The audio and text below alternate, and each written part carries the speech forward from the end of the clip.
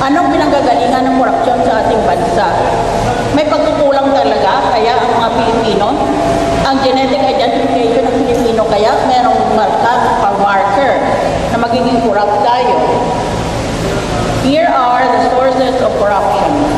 The first source of corruption is vicarious learning, during which people follow the examples of their leaders. Bata ka pa lang, nakikita mo ng mga magulang mo, o mga kapitbahay mo, na nagnanakaw ng pera, hindi binabalik ng tamang sukli. Ay di susunod ka rin. Yun ang tatawag na vicarious learning. The second source is what psychiatrists call the principle of desensitization, meaning that blunders start with small cases of crime. Umpisa sa maliit na bagay hanggang sa malaki na yan. Kaya dapat maliit pa lang tayo. Kaya magitaan na tayo sana ng ehemplo na napaka-importante nang hindi natin pinukuha. Maski gaano kadali ang pagkakataon. Once you begin to accept petty corruption, you become desensitized to it. The source